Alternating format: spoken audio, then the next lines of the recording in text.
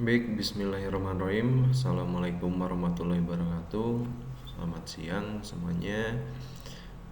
Untuk kawan-kawan mahasiswa, khususnya program studi teknik komputer, pada mata kuliah troubleshooting 1 ini, pada hari ini akan dibahas mengenai materi mengenai tabel pendeteksian masalah pada perangkat keras komputer. Nah, jadi materi kali ini ya diharapkan kalian dapat tercapai ya pembelajarannya, yaitu yang pertama, diharapkan mahasiswa itu dapat memahami bagaimana cara mendeteksi kesalahan pada perangkat keras komputer ya. Kemudian yang kedua, mengaplikasikan seluruh analisa, yaitu ada analisa ukur, suara, dan tampilan. Ya, harapannya nanti kawan-kawan setelah menerima materi kuliah ini, kawan-kawan sudah bisa membedakan gitu ya, bagaimana sih cara mendeteksi kesalahan pada perangkat keras. Baik, mungkin saya lanjutkan untuk materinya. Nah, ini sebelumnya sudah saya tampilkan juga pada pertemuan sebelumnya gitu ya, mengenai tabel pendeteksian. Nah, di sini kalian harus paham lagi gitu ya, karena kita hanya ada 3 analisa bagaimana cara mengukur mengetahui kesalahan pada perangkat keras. Ada analisa pengukuran, analisa suara, dan analisa tampilan. Kemarin kita sepakat bahwa yang paling mudah itu analisa tampilan gitu ya. Kenapa? Karena posisi atau keadaan dari komputer atau laptop itu dalam keadaan normal gitu ya. Walaupun ada beberapa yang masih ada kendala atau masalahnya. Tapi jangan khawatir, karena untuk di analisa tampilan ini gitu ya, di analisa tampilan ini segala sesuatu error atau masalah yang dialami oleh komputer itu akan ditampilkan gitu ya. Misalnya dari keyboard misalnya, atau blue screen dan sebagainya gitu ya. Nah, ini adalah komponen-komponennya gitu ya. Ada keyboard, kemudian card input output, kemudian ada disk drive, CD-ROM dan sebagainya, kemudian ada floppy disk gitu ya. Cuman untuk pada zaman sekarang ini sudah jarang sekali kita menggunakan floppy disk. Kemudian selain analisa tampilan, ada 2 analisa lainnya. Saya bahas dulu yang analisa pengukuran. Nah, untuk analisa pengukuran, komponen-komponen yang bisa diukur itu ada 3. Ada power supply sebagai penyedia tegangan, kemudian ada mainboard gitu ya. Kemudian ada speaker. Nah, speaker di sini, speaker yang dimaksud yaitu speaker BIOS gitu ya, untuk bisa mengeluarkan kode error gitu. Biasanya kode error ini akan berkaitan dengan analisa suara. Berarti kan ada suara yang dikeluarkan oleh komputer. Nah, suara di sini dikeluarkan oleh speaker yang terdapat pada mainboard. Nah, untuk analisa suara ini untuk komponennya yaitu terkait error pada RAM, prosesor, kemudian VGA. Jadi kalian cukup mengingat saja kalau misalnya analisa suara itu hanya RAM, prosesor, VGA, pengukuran power supply, mainboard, speaker, dan sisanya itu analisa tampilan. Seperti itu ya. Jadi ini yang harus dipahami, jangan sampai RAM itu diukur gitu ya. Walaupun sebetulnya bisa RAM itu diukur gitu ya. Tapi kalau untuk mendeteksi masalah yang ada di komputer, yang memudahkan itu RAM itu dari segi analisa suara. Nah, ini yang pertama, analisa kerusakan menggunakan analisa pengukuran. Tadi sudah jelaskan juga bahwa pendeteksian masalah pada komponen nomor 1 sampai dengan 3 atau mainboard, kemudian ada power supply dan speaker, itu kita memerlukan alat bantu seperti avometer, karena berkaitan dengan pengukuran ini pasti yang kita akan ukur itu adalah tegangan. Hanya saja dari ketiga komponen ini yang paling sering mengalami error atau kerusakan atau masalah itu kebanyakan di power supply, gitu ya, kebanyakan di power supply gitu. Nah, ini salah satu contohnya, misalnya mengukur tegangan listrik yang diterima power supply kepada komponen yang lainnya. Komponen yang lainnya itu apa saja? Ya, tadi yang terhubung kepada mainboard dari segi komponen pada power supply misalnya gitu ya. Nanti kita akan masuk di materi khusus power supply terkait kabel-kabel apa aja yang ada di power supply tersebut. Ini biasanya kabel-kabel dari power supply ini terhubung minimal 2, yaitu terhubung satu ke hard disk dan floppy disk. CD-ROM ya, CD-ROM atau DVD-ROM dan floppy disk juga gitu ya. Tapi karena floppy disk sudah jarang digunakan, kita menggunakan dua ini. Ada hard disk dan ada CD atau DVD-ROM gitu. Nah, ini listrik di sini atau tegangan di sini ya sangat mempengaruhi komponen tadi gitu ya, baik hard disk maupun CD-ROM gitu. Kenapa? Karena jika misalnya tegangannya tidak normal atau tegangannya tidak stabil ya, akan berakibat fatal ke device yang lainnya. Salah satunya misalnya kita ambil contoh hard disk gitu ya. Mungkin ketika hard disk sering terjadi bad sector atau misalnya lemot dan sebagainya gitu ya. Nah, bisa salah satunya akibat penyebabnya itu adalah dari tegangan yang diterima oleh si hard disk tersebut gitu. Jadi kita harus pastikan bahwa power supply ini mendapatkan tegangan dan bisa mengeluarkan tegangan itu yang sesuai dengan apa yang dibutuhkan oleh device yang lainnya gitu ya. Mengingat fungsi dari power supply di sini kan merubah tegangan juga ya, dari tegangan yang kita anggap tegangan dari PLN langsung gitu ya, dengan arus AC, DC gitu ya. Nah, power supply di sini harus bisa mengkonversi tegangan tersebut, karena yang dibutuhkan oleh device komputer di sini itu aliran tegangannya yang sifatnya DC, kayak gitu. Jadi selain sebagai konverter, dia juga sebagai stabilizer. Mungkin yang pernah di rumahnya komputernya menggunakan stabilizer juga gitu ya. Yaitu salah satunya untuk memastikan bahwa pertama kali power supply menerima tegangan itu tegangannya sudah stabil atau normal gitu ya. Karena mungkin akan ada kejadian misalnya arus atau tegangan yang diperoleh dari PLN itu naik turun misalnya gitu ya. Kalau kita biasanya di rumah itu melihat lampu itu terang banget atau malahan redup seperti itu, nah biasanya itu fatal juga gitu ya. Itu akan berakibat kepada power supply-nya. Nah, gimana sih cara mengukur power supply? Nah, nanti kita akan praktekkan terkait pengukuran power supply. Nah, untuk sementara ini cara atau yang harus kalian pahami dulu.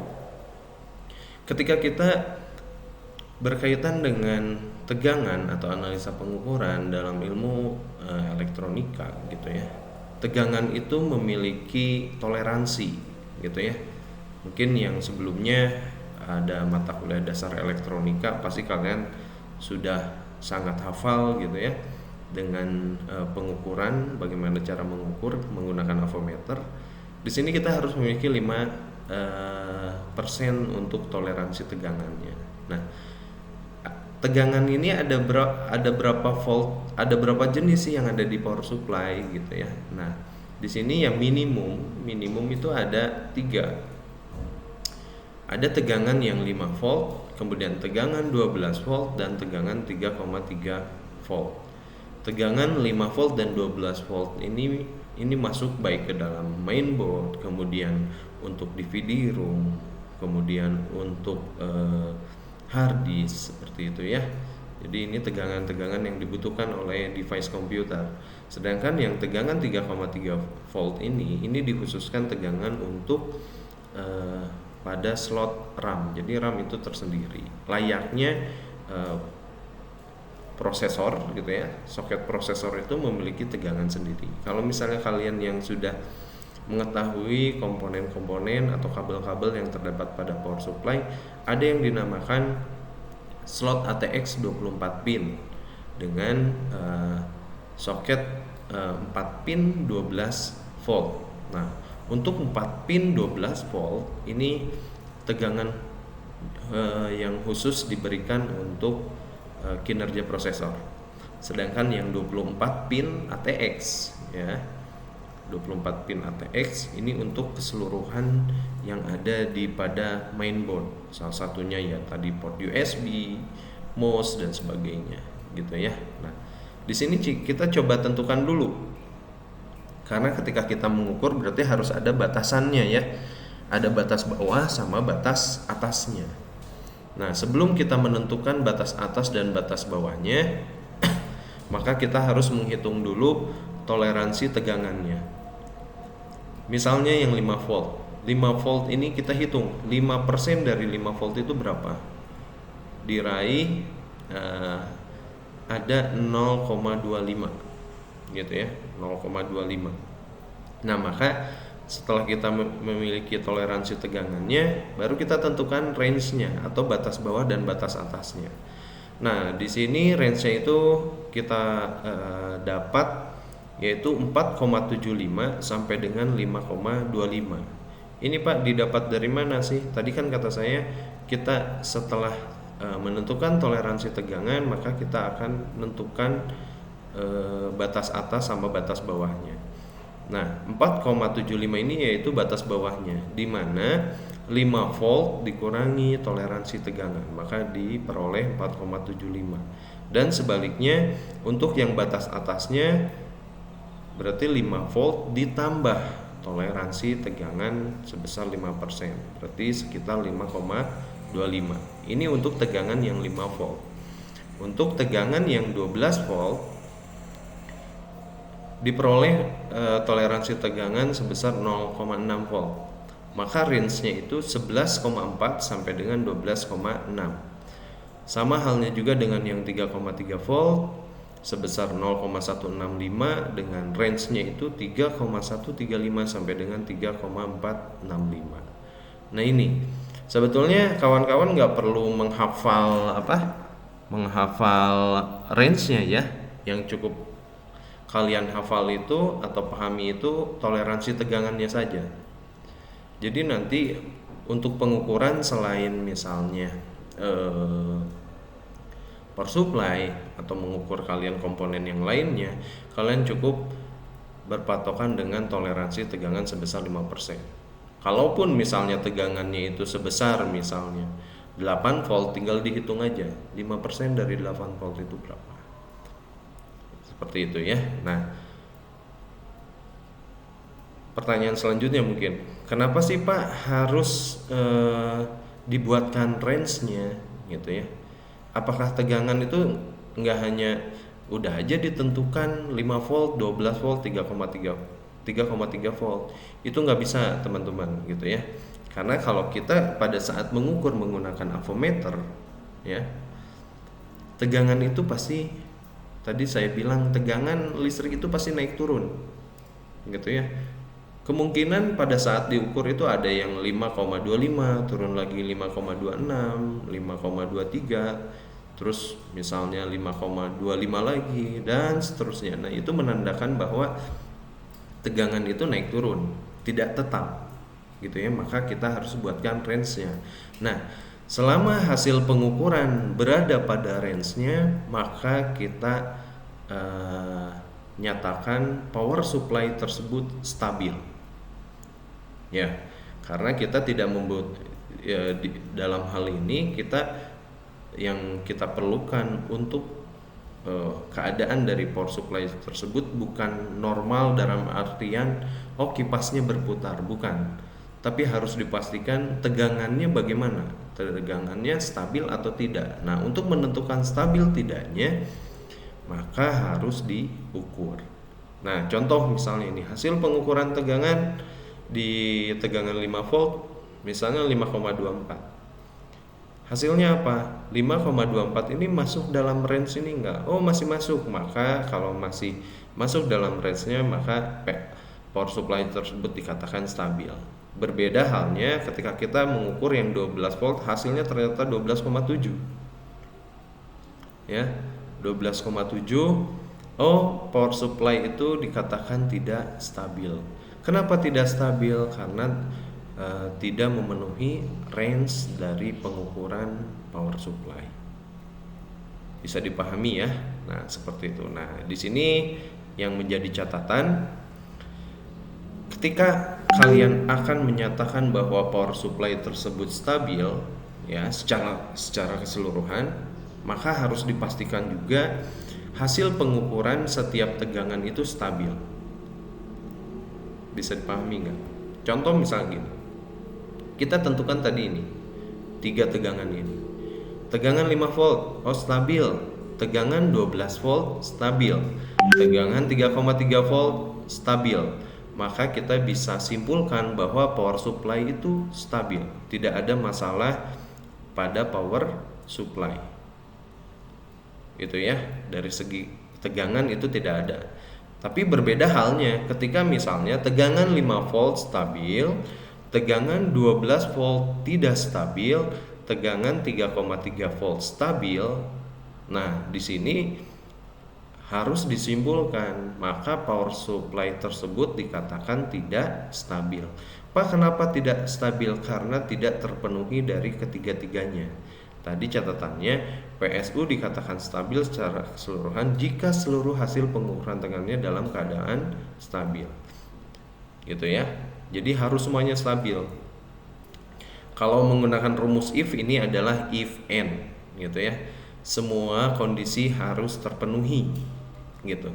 Tapi Pak, saya pernah misalnya mengukur tegangan dari power supply, ini sebetulnya 5 voltnya stabil Pak, 12 voltnya tidak stabil, tapi komputer masih jalan kok Pak seperti biasa. Ya, masih ada kemungkinan seperti itu gitu. Tapi jika terus-menerus seperti misalnya power supply-nya yang tidak stabil itu tetap digunakan, ya, ada kemungkinan mengakibatkan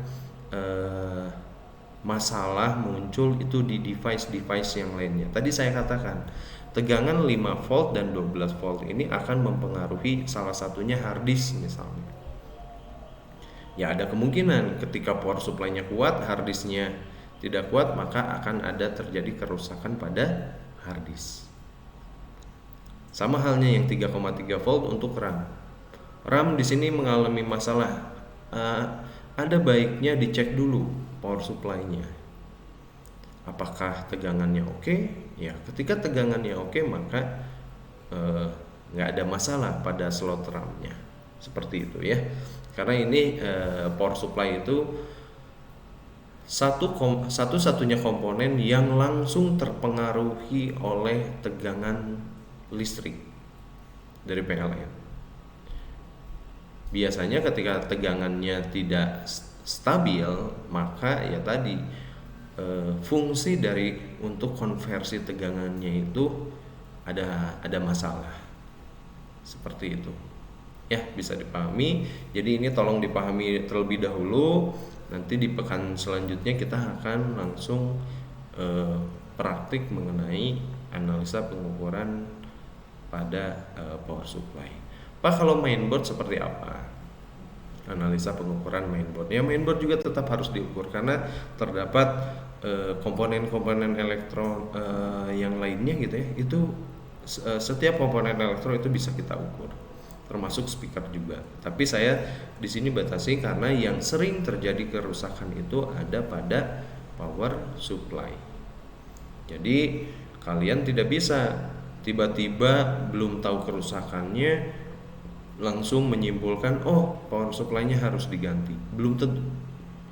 Ada kemungkinan komponen yang lainnya. Tapi ada baiknya kita harus selalu mengukur apa yang ada, tegangan yang ada pada power supply. Walaupun sekarang BIOS sekarang gitu ya, itu sudah bisa melihat berapa sih ukuran tegangan dari power supply tersebut stabil atau enggak gitu ya. Malahan tingkat panas dari prosesor pun bisa diketahui dari BIOS, pengaturan BIOS. Oke, untuk yang lainnya, nah analisa suara dan analisa tampilan gitu ya. Nah, kalau analisa suara seperti di awal saya sebutkan, di sini kita akan mendengar kode bip gitu ya, suara ini biasa disebut dengan bip gitu ya. Jadi kode bip yang dihasilkan oleh mainboard gitu. Pak, gimana kasusnya kalau di mainboard itu tidak ada speakernya? Nah, tenang aja, walaupun tidak ada speaker di mainboard tersebut gitu ya, speaker onboardnya, kita bisa tambahan untuk eksternal speakernya gitu ya, karena setiap mainboard itu ada soket, ada slot-slot pin gitu ya, selain untuk front panel gitu ya, kemudian untuk power supply ada untuk speaker, pemasangan speaker eksternal itu gitu ya. Untuk analisa suara yang jelas harus mengeluarkan kode bip. Kemudian ada analisa tampilan. Nah tadi kan ini analisa tampilan itu kecenderungan kita mengetahui masalahnya jauh lebih mudah ketimbang analisa ukur dan analisa suara. Untuk analisa tampilan kita hanya cukup melihat pesan error yang ditampilkan pada monitor.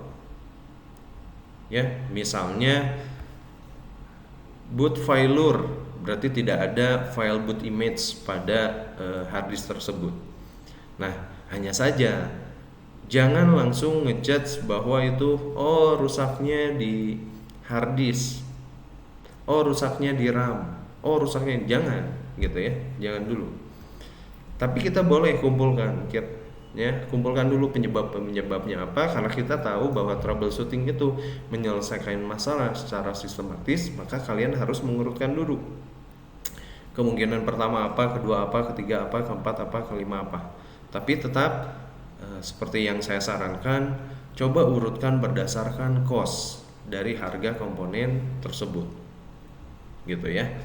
Nah contoh misalnya tadi boot failure itu ada masalah pada booting image-nya gitu ya, atau di sini instalasi OS-nya. OS ini ditempatkan di mana sih? Oh di hard disk. Ya coba dicek dulu. Kesalahan pada hard disk bukan hanya bad sector aja, kemungkinan misalnya kabel data yang tidak terpasang dengan baik, kabel powernya tidak terpasang dengan baik seperti itu, atau settingan pada BIOS-nya dan sebagainya gitu ya. Yang jelas kalau analisa tampilan ini lebih mudah diketahui permasalahannya karena akan ditampilkan pesan error pada monitor, dan kita tidak perlu khawatir karena untuk analisa tampilan berarti posisi komputer itu menyala. Berbeda dengan analisa ukur atau berbeda dengan analisa suara. Karena ketika mengeluarkan kode bip, maka tidak akan ada yang ditampilkan. Gitu ya. Termasuk analisa ukur juga. Kerusakan pada power supply itu nggak ada kodenya, nggak ada yang ditampilkannya. Pasti komputer bisa dikatakan mati total. Itu ya, berarti bisa dipilah dong mana ketika kita menggunakan analisa ukur, mana kita menggunakan suara dan tampilan. Itu jadi nanti coba diulang lagi materi BIOS-nya. Saya kira udah dapat materi BIOS pada mata kuliah atau semester sebelumnya gitu ya. Nah di situ kalian bisa cek. Gitu. Pak, tapi saya pernah mengalami ketika dinyalakan fan prosesor berputar, Pak. Saya udah cek di power supply-nya stabil gitu ya. Kemudian tapi tidak ada suara atau kode bip yang dimunculkan dan tidak ada analisa tampilan yang ditampilkan atau pesan errornya. Itu seperti apa gitu. Karena kita udah instalasi itu komplit gitu ya. Monitor sudah dihubungkan gitu ya, dan semuanya sudah terhubung lah gitu ya. Tapi tidak ada kode bip dan analisa tampilan. Nah, kalau memang seperti itu, saran dari saya yang pertama, coba lepas dulu modul memorinya atau RAM-nya dilepas dulu. Gitu ya, dilepas dulu. Setelah itu coba dinyalakan kembali, muncul kode bip enggak? Tapi ini harus dipastikan ada speaker onboardnya ya di mainboard gitu ya. Kalau nggak ada ya kita nggak bisa menjudge ini karena apa gitu ya. Nah, tapi ketika semuanya tadi sudah lengkap, sudah komplit, tapi tidak ada pesan error yang baik ditampilkan atau kode bip yang dikeluarkan gitu ya. Nah, kalau misalnya seperti itu berarti ada kemungkinan kerusakan itu pada mainboardnya kalian. Gitu ya. Nah, kerusakan mainboard tadi sekurang-kurangnya kita bisa ukur untuk kesalahan atau permasalahan yang ada di mainboard itu ketika mainboard tidak bisa merespon. Aduh Pak, gimana ya analoginya Pak? Nah, saya coba analogikan seperti ini misalnya. Ketika misalnya kita cubit gitu ya, kita cubit, biasanya kita secara tidak langsung akan mengeluarkan suara gitu ya. Nah, anggap aja itu kode bip atau analisa tampilan dari raut muka yang kesakitan misalnya. Nah, tapi ketika udah dinyalakan, anggaplah dicubit, tidak ada suara yang ditampilkan, tidak ada suara yang dikeluarkan, tidak ada raut muka yang ditampilkan, berarti kan ada masalah pada diri kita gitu ya. Nah, diri kita ini yaitu kita anggap ini adalah mainboardnya. Oh, berarti ada kerusakan di mainboardnya. Nah, baru setelah itu jangan dulu mengganti mainboard, tapi diukur dulu mainboardnya kesalahannya ada di mana. Tapi biasanya kalau memang sudah seperti itu, mainboard sudah tidak bisa merespon, maka kita harus mengganti mainboard yang baru. Kayak gitu ya. Nah, ini 3 analisa untuk pendeteksian masalah yang biasa digunakan pada troubleshooting komputer, khususnya untuk mendeteksi perangkat keras. Nah, ini contoh-contoh kode bip lah ya. Contoh-contoh kode bipnya ada banyak karena jenis BIOS saja ada banyak gitu ya dari beberapa vendor. Minimal gini. Hampir rata-rata semua vendor ketika untuk diagnosa kesalahan gitu ya, ketika mengeluarkan kode bip, kalau kode bipnya muncul 1 kali bip misalnya, berarti PC dalam keadaan baik. Jadi tanpa harus ada monitor kita bisa ngecek nih hanya untuk RAM gitu ya. Kita udah pastikan power supply-nya oke, mainboard-nya oke gitu ya. Kita pasang modul memorinya, RAM-nya. Ketika kita nyalakan kemudian muncul kode bip 1 kali, pasti itu muncul di monitor walaupun kita tidak menghubungkan ke monitor. Nah, di situ biasanya perasaan dari teknisi komputer udah alhamdulillah pasti nyala. Berbeda kalau misalnya ada bip berulang, entah itu bip mix gitu ya, ada bip panjang, ada bip pendek, ya kemungkinan tadi masalahnya hanya ada di 3 komponen. Kalau tidak RAM, VGA, terus prosesor. Gitu ya. Ini bukan jadi patokan, ini salah satu contoh dari kode bip pada Award BIOS gitu ya. Selanjutnya ada AMI BIOS gitu ya. Ada di sini malahan 1 bip pendek DRAM gagal merefresh gitu ya. Nah, ini tergantung di beberapa aja, tapi kebanyakan 1 bip pendek itu PC keadaan normal gitu ya. Tinggal silakan kalian cari-cari lagi referensi atau pernah pengalaman, silakan. Yang jelas kalau laptop tidak mengeluarkan kode bip kalau jika laptop dalam keadaan baik. Tapi kalau keadaan error biasanya laptop pun akan mengeluarkan kode bip gitu. Nah, ini contoh aja mungkin ya, beberapa aja contoh kasus yang terjadi pada mainboard, bisa saja mainboard mengalami kerusakan gitu ya, kemudian biasanya tidak terpasang dengan baik gitu ya instalasinya, komputer yang sering ngehang gitu ya, tiba-tiba nge-freeze. Nah, tindakan-tindakannya ya coba cek di terutama gel atau thermal pasta pada prosesor dulu gitu ya. Nah, karena khawatir memang yang di komputer ngehang itu karena overheat ya, panas yang berlebihan pada prosesor gitu. Dan ada kemungkinan ada kaki pin prosesor yang bengkok. Bisa saja kaki pin pada prosesor atau kaki pin pada mainboard gitu ya. Dan bisa juga terkait tadi fan-nya heatsink gitu ya, heatsinknya sudah tidak optimal lagi seperti itu. Nah, ini juga sama untuk prosesor gitu ya. Jadi ada nah di sini aja bisa dilihat gitu ya. Ada terdengar bunyi beep, kemudian tidak ada tampilan alias blank gitu. Ini yang sering terjadi pada prosesor. Kemudian untuk RAM ya kebanyakan sih tidak terpasang dengan baik gitu ya. Kemudian ada juga sih terkait dengan konsletnya listrik gitu ya. Yang jelas kita perlu cek itu dari kode BIP-nya aja dulu gitu ya. Nah, biasanya ya kita coba karena kan kalau udah pemakaian khususnya di komputer gitu ya, banyak debu dan sebagainya, coba kalian cek slotnya gitu, karena di slot RAM itu ada kaki pinnya gitu. Dan itu kalau misalnya kaki pinnya sudah rusak ya harus diganti gitu ya.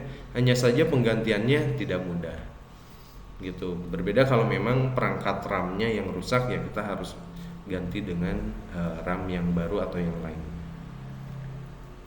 Untuk harddisk, nah ini harddisk tadi kan termasuk kepada analisa tampilan gitu ya. Pasti ketika harddisk tidak terdeteksi harddisk error atau tadi boot failure gitu ya, pasti akan ditampilkan pesannya bad sector kayak gitu ya. Nah, cuman biasanya yang tanda-tanda yang banyak terjadi itu kalau masih tipe harddisk itu kan dia berbentuk platter gitu ya, ada piringan. Nah, piringan itu kalau misalnya berisik berarti ada kemungkinan harddisknya sudah lama penggunaannya gitu ya. Maka kita harus cek terkait harddisk gitu. Tindakannya ya tadi, kalau memang ada masalah di harddisk, pastikan dulu kabel power dan kabel datanya terpasang dengan baik aja, jangan sampai salah gitu ya. Settingan BIOSnya, nah coba kalau misalnya ada bad sector ya kita coba di scan disk bawaan dari Windows-nya gitu ya, atau pakai tools yang lainnya gitu. VGA ya sama, VGA tidak ada tampilan juga gitu ya. Nah, kalau VGA jangan khawatir, kalau VGA-nya rusak kita masih bisa memasang VGA eksternal. Kita biasa sebut VGA card kayak gitu ya. Ini karena setiap mainboard yang sekarang sudah dibekali ada slot tambahan untuk VGA, tapi tidak untuk RAM gitu ya. Kalau RAM biasanya kalau slotnya 2 ya hanya 2 atau 4 misalnya. Ya kecuali kalau memang slotnya ada 4, kita misalnya pakai hanya 2 yang lain, ketika 2 yang salah satunya rusak itu bisa pakai slot yang lainnya gitu ya, nggak bisa ganti gitu. Hampir sama ini juga VGA card, dicek dulu karena letaknya juga, karena ini biasanya ada kesalahan-kesalahan. Cuman yang paling banyak kesalahan nih ya yang terjadi di lab misalnya menggunakan komputer admin gitu ya, atau komputer dosen, ketika salah pemasangan kabel VGA yang seharusnya misalnya di VGA itu ada 2, ada VGA onboard bawaannya dari mainboard, kemudian ada VGA yang cardnya atau yang eksternalnya Ini kalau misalnya udah terpasang yang eksternal, maka kabel VGA itu harus terpasang di komponen VGA yang eksternal, jangan ke yang onboard. Karena kalau yang onboard nanti nggak bisa tampilkan ini komputernya rusak, tolong diganti. Wah, bahaya gitu ya. Padahal hanya tinggal memindahkan dari yang internal ke yang eksternal, kayak gitu ya. Jadi harus benar-benar teliti gitu. Dan kebanyakan kalau misalnya kita di troubleshooting gitu ya, troubleshooting komputer, memang kita lebih mengandalkan insting gitu ya. Oh, ini sepertinya ini nih gitu ya. Jadi ya teori-teori ini untuk ngedukung instingnya kalian gitu ya, untuk memperbanyak instingnya kalian gitu. Ini untuk kasus pada floppy atau CD-ROM hampir sama, ini hanya ditampilkan aja gitu ya, hampir sama dengan hard disk. Cek kabel power datanya, settingan BIOS-nya gitu. Keyboard juga sama, tampilan bisa saja ketika keyboard tidak terpasang dengan baik pasti ada keyboard not install atau keyboard error gitu ya. Mouse ya memang jarang sekali ya kalau mouse rusak, kecuali mouse wireless misalnya kebanting gitu ya, yang di luar penggunaan gitu ya, kebanting. Kemudian misalnya kalau yang kabel mouse-nya itu pakai kabel, ya kabelnya mungkin terputus dan sebagainya. Oke, nah mungkin itu kawan-kawan untuk materi dari tabel pendeteksian gitu ya. Jadi ini yang harus dipahami dulu, biar kalian tidak salah mendeteksi gitu ya, tidak salah mendeteksi.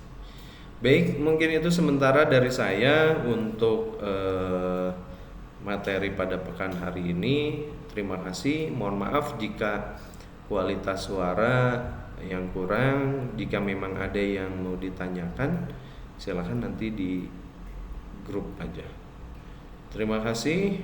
Wassalamualaikum warahmatullahi wabarakatuh.